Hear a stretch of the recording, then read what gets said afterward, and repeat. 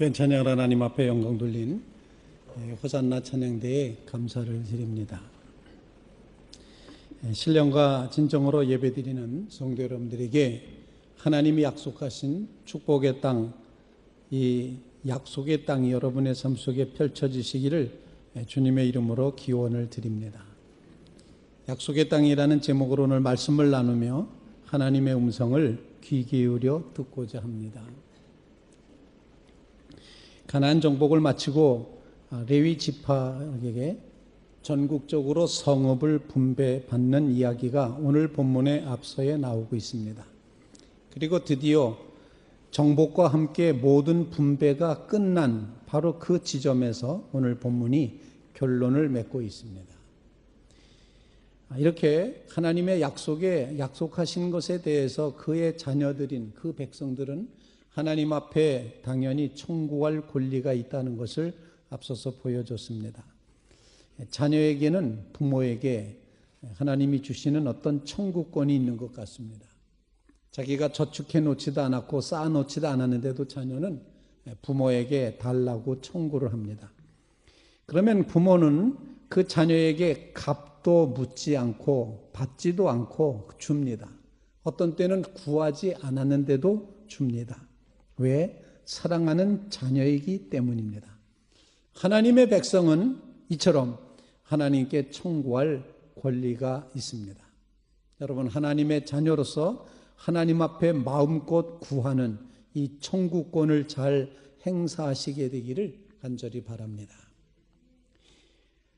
레위인은 전국에 퍼져서 각 성읍별로 다 퍼져서 살게 되는데 그들이 각 전국으로 흩어진 이유는 그곳에서 율법을 가르치고 하나님 신앙을 가르칠 뿐만 아니라 각종 제사 의식을 감당하고 또 판단하고 하는 행정적인 일들을 통해서 어느 곳에 살든지 여호와 하나님을 믿는 한 믿음, 한 예배, 한 백성이라고 하는 이 귀한 신앙의 통일성을 유지하기 위한 그런 방법으로 전국적인 성읍을 레위 사람들에게 나누어 줬음이 오늘 본문에 표현이 되고 있습니다.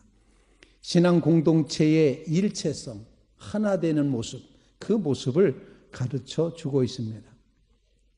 하나님의 백성인 이스라엘 백성들에게 있어서는 하나님 섬기는 땅이 따로 있고 자신들이 사는 생활의 터전이 따로 있지 않고 생활터전, 거기가 바로 신앙의 터전이었고 생활의 자리, 삶의 자리, 거기가 곧 그들의 신앙의 자리였다는 것입니다. 즉 삶과 신앙이 하나가 되는 모습이 이제 이스라엘 백성들의 모습이었음을 우리에게 증거하고 있습니다. 한국 기독교의 약점을 흔히들 하는 말로 신앙과 삶이 서로 분리되어서 따로 국밥인 것이 문제다 이렇게 얘기를 합니다. 신앙하고 생활하고 따로따로 논다는 그런 표현이겠죠. 믿음은 좋은데 사람은 좀 그래 이렇게 말하는 그런 장면이라고 생각을 합니다. 오늘 본문 말씀을 통해서 하나님은 우리에게 어떤 음성을 들려주십니까? 첫 번째로 우리에게 들려주신 하늘의 음성은 하나님의 언약은 반드시 성취된다는 사실을 아주 강력하게 증거하고 있습니다. 이스라엘 조상들에게 여호와께서 주리라 맹세하신 온 땅을 이와 같이 이스라엘에게 다 주셨으므로 그들이 그것을 차지하여 거기에 거주하였다. 여호와께서 이스라엘 족속에게 말씀하신 선한 말씀이 하나도 남음이 없이 다 응하였다. 이 말씀은 바로 하나님의 언약의 말씀이 성취되었다는 사실을 가르쳐 주고 있습니다. 하나님이 주시리라 약속하신 땅을 주셨습니다. 하나님의 언약, 하나님의 말씀, 하나님의 그 귀하신 뜻은 반드시 성취된다는 사실. 하나님은 약속을 잊지 않으시고 바꾸지 않으시고 반드시 성취하시는 신실하신 하나님이십니다. 사실 애굽에서 종살이 할 때 그의 백성이 죄를 지어 징계를 당할 때 하나님의 이 약속은 혹시 무산되는 것이 아닌가?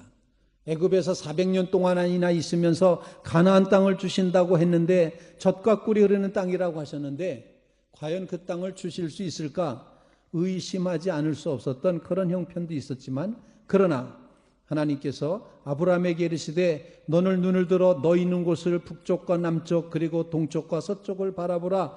보이는 땅을 내가 너와 네 자손에게 주리니 영원히 이르리라. 창세기 13장 14절로 15절의 말씀, 이 약속하신 이후에 690년이 지났지만 하나님은 그 약속을 결코 잊지 않으시고 다 이루셨다고 오늘 본문에 말씀하고 있습니다. 사람은 변하고 변절하고 사람은 약속을 바꾸고 지키지 않지만 하나님은 영원히 변치 않으시고 언약하신 것, 하나님의 말씀은 반드시 이루신다는 것을 선포하고 있습니다. 여러분, 하나님의 언약의 말씀이 반드시 선포된다는 신앙 고백을 가지고 살아가시기를 간절히 바랍니다. 오늘 본문이 기록된 이 여호수아는 승승장구의 세월을 기록하고 있습니다. 7년 동안 그들은 사실상 무적이었습니다. 7나라의 족속들이 그들 앞에 정복당했고 최소한 31명의 왕들이 그들 앞에 무릎을 꿇었습니다. 그리고 대략 25,000평방킬로미터에 해당되는 노른자의 땅이 그들의 것이 되었습니다. 인구 숫자에는 열세였지만 힘에서는 열세가 아니었습니다. 무기는 뒤처졌지만 사기는 하늘에 충천했습니다. 모두 그들을 얕잡아 봤지만 무시받던 그 백성들이 정말 노예에서 풀려나온 이제 유목민, 정말 이렇게 광야를 떠도는 떠돌이 인생들이 역사상 가장 잔인 무도했던 블레셋 군대를 이기고 있습니다. 전쟁은 너무도 일방적이었습니다. 히브리 백성을 아무도 막을 수 없었다는 것입니다.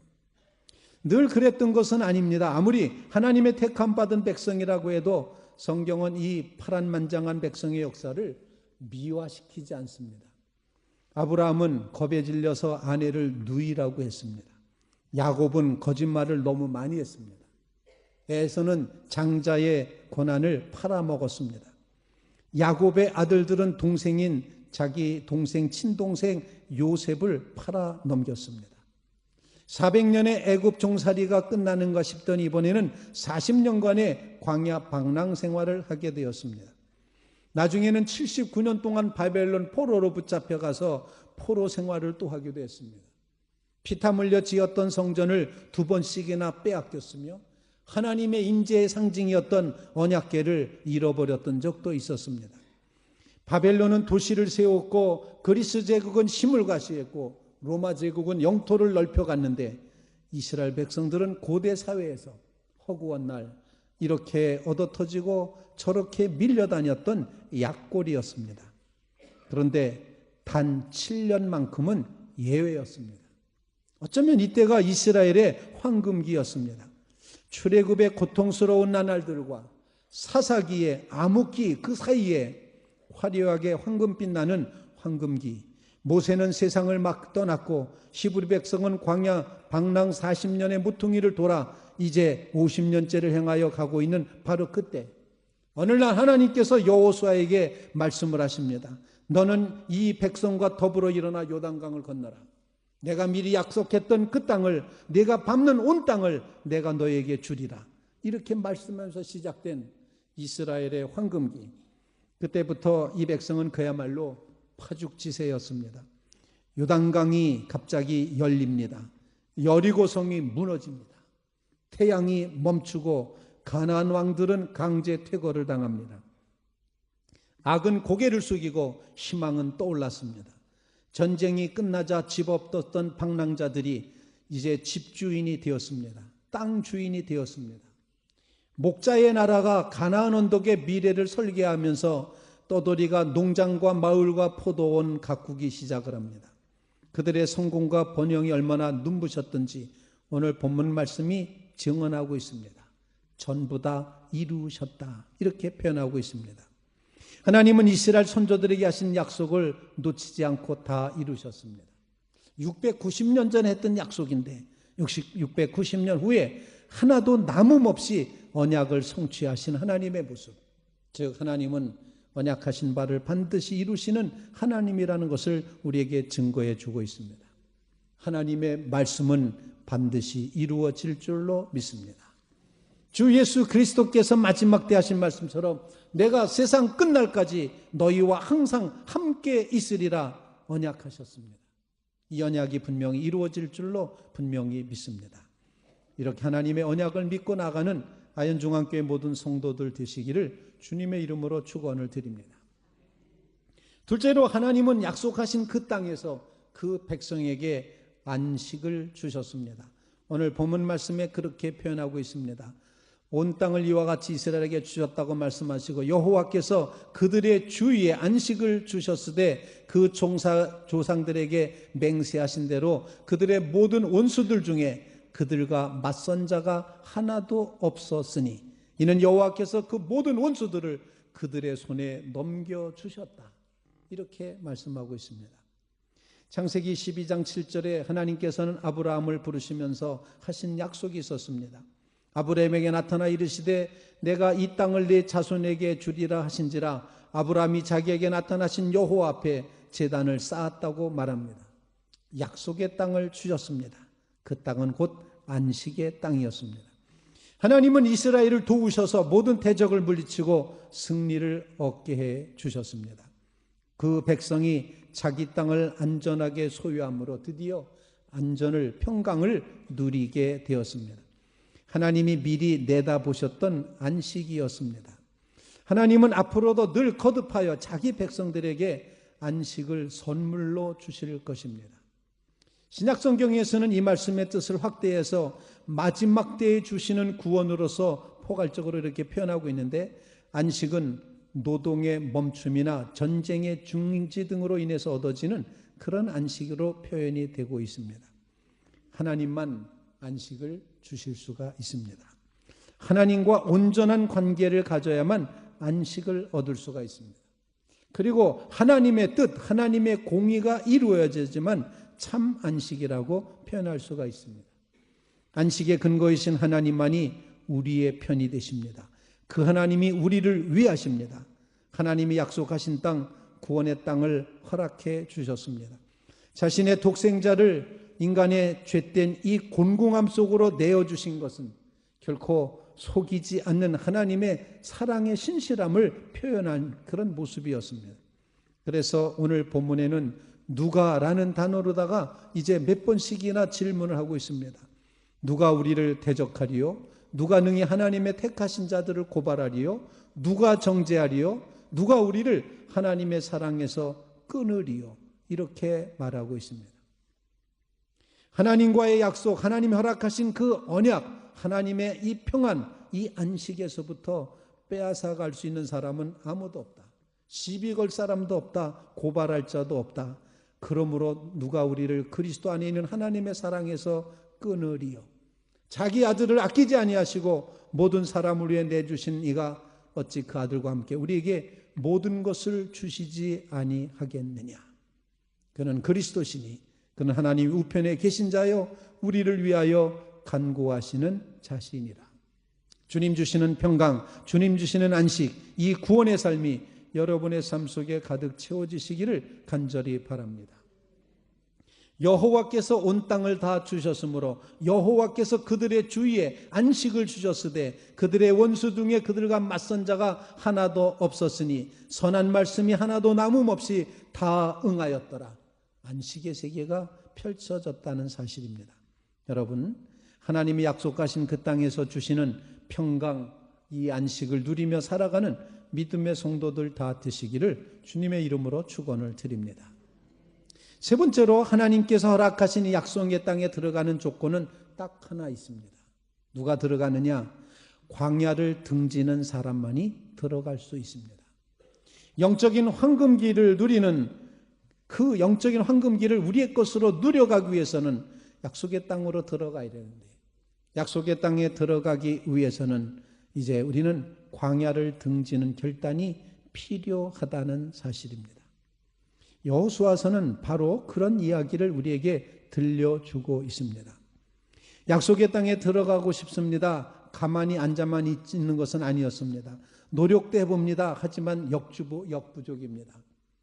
삶은 자꾸만 우리를 지치게 만듭니다. 바로 이때 이 장면에서 광야에서의 삶의 모습을 뒤로 하고 답보된 그리스도인, 여전히 답답하게 멈추고 있는 답보 상태의 그리스도인, 그 자리에서부터 광야를 지루하고 가나안 땅을 향해서 들어가는 그런 믿음의 삶이 오늘 본문에 표현이 되고 있습니다.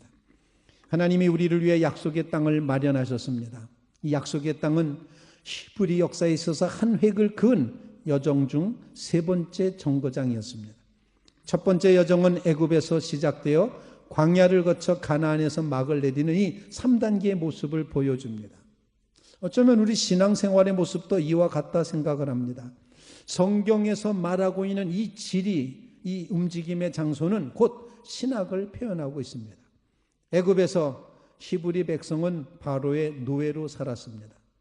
마침내 바로의 압제에서 해방되었지만 이번에는 광야에서 불안과 두려움, 원망의 노예로 살았습니다. 두려운 탓에, 원망 탓에 약속의 땅에 들어가지 못하고 고생스럽게 살았습니다. 이제 드디어 가나안 땅에 들어가면 승리가 찾아오게 될 것입니다. 어쩌면 우리도 이런 여정을 밟아온 것이 아닌가 생각합니다. 애굽은 우리가 구원받기 전의 삶을 의미합니다. 그때 우리는 죄의 노예로 살았습니다. 죄책감과 죽음의 족쇄에 질질 끌려다니며 부자유하게 힘겹게 살았습니다. 그러던 어느 날 우리 주 예수 그리스도께서 우리에게 찾아오셨습니다.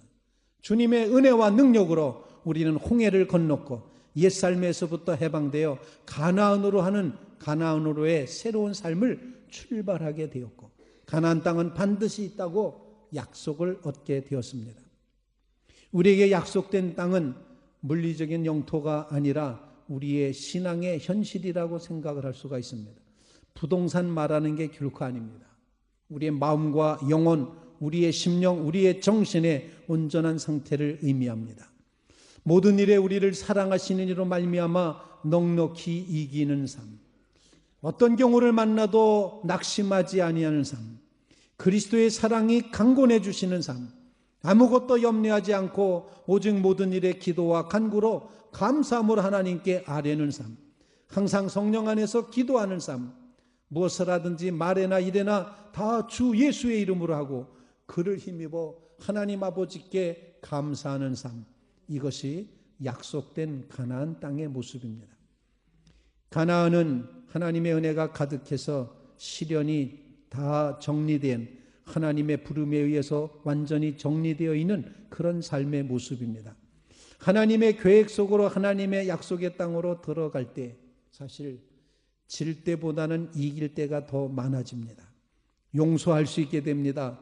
풍성히 받는 동시에 넉넉히 나눠줄 수 있게 됩니다. 열심으로 섬기고 기쁨으로 일하게 됩니다. 넘어지더라도 완전히 주저앉지는 않습니다. 힘들어도 절망에 굴복하지 않습니다. 우리를 사랑하신 이로 말미암아 넉넉히 이길 수 있습니다. 오직 그리스도만 자랑하고 오직 하나님만 믿으며 오직 성령의 능력만을 전적으로 의지합니다. 풍성한 열매를 누리며 우리의 믿음은 날마다 자라갈 것입니다. 가나안은 우리가 오늘 거둘 수 있는 승리를 상징하는 것입니다. 가나안이 천국은 아닌 것 같습니다. 천국은 적군이 없지만 가나안에는 7개의 적국이 버티고 있었습니다. 천국에는 전쟁이 없지만 여호수아 군대는 최소한도 적어도 31번의 전투를 치러야 됐습니다. 천국에는 패배가 없지만 여호수아의 군대는 여러 번 패하기도 했습니다. 단 그들의 승리가 패배보다 훨씬 앞섰습니다. 그래서 가나안은 다가올 삶을 의미하지 않고 지금 살고 있는 현재 우리의 삶을 의미한다고 생각할 수가 있습니다. 하나님은 우리를 약속의 땅 가나안으로 초대하십니다. 하지만 단 하나 조건이 있습니다. 앞서 말씀드린 것처럼 그것은 곧 광야로부터 등을 돌려야 된다는 것입니다. 가나안에 들어가기 위해서는 광야에서 등을 돌려야 된다. 광야에서 그러면 그 백성은 어떻게 살았습니까? 도대체 자유함을 얻었던 이 백성이라고는 과연 믿어지지 않을 만큼 광야에서의 그 백성의 삶은 처참한 삶이었습니다. 출애굽한 지 3일 만에 모세를 원망하여 이르되 우리가 무엇을 마실까 불평하기 시작을 합니다. 일주일쯤 지났을 때 이제는 가관도 아닌 모습을 보이면서 이스라엘 자손 온 회중이 그 광야에서 아론과 모세를 원망하여 이스라엘 자손이 그들에게 이르되 우리가 애굽 땅에서 고기 가마 곁에 앉아 있을 때 떡을 배불리 먹던 때에 여호와의 손에 죽었더라면 좋았을 것을 너희가 이 광야로 우리를 인도해내어 이 온 회중이 굶주려 죽게 하는도다 원망을 합니다. 백성이 모세와 다투기까지 합니다. 모세에 대하여 원망하여 그들이 말했을 때 히브리 백성의 매일 같은 이런 걱정, 불평, 원망, 하나님의 은혜를 전혀 생각하지 않은, 여기까지 누가 인도했는지를 깨닫지 않는 그 백성이 얼마나 난리를 쳤던지 모세가 이런 기도까지 하고 있습니다. 내가 이 백성을 어떻게 하리이까? 그들이 조금 있으면 내게 돌을 던지겠나이다. 이러면서 모세가 하나님 앞에 한탄합니다. 하나님, 내가 이들을 낳았습니까? 이게 내 자식입니까? 라고 그렇게 한탄까지 할 정도입니다. 히브리 백성들이 어쩌다 이 지경까지 추락했습니까? 기적이 모자랐기 때문이었을까요? 아닙니다. 그들은 하나님의 기적과 능력을 요즘 표현으로 HD급으로 시청했습니다. 논작물을 깡그리 먹어버리는 메뚜기 때 피부를 망가뜨렸던 부스럼, 바로의 궁정에 매일 윙윙거렸던 파리 때, 그리고 거침없이 뛰어올랐던 개구리들의 재앙, 하나님은 히브리 백성들의 눈앞에서 하늘 높은 줄 모르는 애굽 사람들의 콧대를 보기 좋게 꺾어 놓으셨습니다. 하지만 하나님이 가나안 땅으로 건너가라고 명령하시자 12 정탐꾼 중에 10명은 승산이 없다고 그렇게 보고를 했습니다. 도저히 넘을 수 없는 거인들이 살고 있다. 우리 스스로 보기에도 메뚜기 같다. 우리는 작디 작은 벌레 같은 존재다. 여기까지 누가 인도했는지, 어떻게 은혜를 베풀어서 여기까지 왔는지, 누가 우리의 주인이신지 그 백성이 놓쳐버린 불신앙의 광야였습니다. 어쩌면 하나님은 그래서 그 백성들에게 생각할 시간을 40년이라는 긴 시간을 주셨습니다. 그들은 40년을 빙빙 돌고 있습니다. 똑같은 음식을 먹었습니다. 삶이 똑같은 바위, 똑같은 도마뱀, 똑같은 뱀을 끊임없이 만나는 이런 반복으로 변해버렸습니다. 승리는 가뭄에 콩나듯 드밀었지만 전진은 한없이 더뎠습니다. 구름이 떠올라야지만 움직일 수 있었습니다. 구원은 받았지만 강하지 못했습니다. 구속은 받았지만 여전히 해방되지 못했습니다. 바로 이런 상태의 모습, 지루하고 단조롭고 하품나고 지긋지긋한 40년, 불행한 삶처럼 들리지 않습니까? 그런데 왠지 익숙한 그런 단어들 아닙니까? 어쩌면 광야 백성의 이 답보 상태의 모습이 우리의 모습 아닐까 하는 것입니다. 그러므로 하나님은 오늘 우리에게 말씀하십니다. 광야를 등지고 약속의 땅 가나안 땅으로 들어가라 말씀하시는 것입니다. 애굽을 탈취한 날들을 우리는 정확히 기억하지만 시험을 물리치거나 기도 응답을 경험한 적이 언제인지 기억조차도 나지 않는 답보 상태의 그리스도인 우리를 향하여 주님은 약속의 땅으로 들어가라 말씀하십니다. 예수님 믿은 지 10년, 20년, 30년, 40년, 50년, 60년 평생이 되었지만 변한 게 별로 없는 답보 상태의 그리스도인. 애굽은 나왔지만 여전히 애굽의식이 그대로 남아있는, 그래서 광야를 맴돌고 있는 답보 상태의 그리스도인. 우린 지금 멈추어 있는, 성장을 멈추고 있는, 전진을 멈추고 있는 답보 상태의 그리스도인이 아닌가 모르겠습니다. 사랑하는 성도 여러분, 약속의 땅에 들어갈 때 넉넉히 이기게 하실 줄로 분명히 믿습니다. 영광에서 영광에 이르는 삶을 주실 줄로 분명히 믿습니다. 여리고성이 있달지라도 무너질 줄로 분명히 믿습니다. 거인들이 도망치게 될 줄로 믿습니다. 가나안 땅에서의 새 삶을 약속해 주신 주님, 이제 주님께서 우리에게 요청하십니다. 광야를 등지고 약속의 땅으로 들어가라. 사랑하는 성도 여러분, 이 약속은 성도 여러분들에게 주시는 그 약속으로 꼭 받아들이시기를 주님의 이름으로 축원을 드립니다. 하나님은 우리가 이 답보 상태에 있는 그리스도인 그 자리에서부터 요단을 건너서 가나안 땅, 하나님께서 허락하시는 그 땅으로 들어가기를 너무도 원하시고 있습니다. 그곳에서의 삶, 약속된 장소에서의 삶, 하나님의 주시는 귀한 축복의 삶, 승리의 삶, 그 무엇도 하나님의 사랑에서 끊을 수 없는 이 축복의 삶이 여러분의 삶에 이루어지시기를 간절히 바랍니다. 여러분, 이제 여러분의 주소지를 광야에서부터 약속의 땅으로 옮겨 적으시기를 주님의 이름으로 축원을 드립니다. 영광이 여러분을 기다리고 있습니다. 이제 그 땅으로 나아갈 때가 되었습니다. 약속의 땅에서 언약의 성취와 안식과 승리를 맛보며 살아가는 믿음의 성도들 다 되시기를 주님의 이름으로 축원을 드립니다. 같이 기도드리겠습니다. 걸어가신 주님, 우리의 모습은 답보 상태의 그리스도인 아닙니까?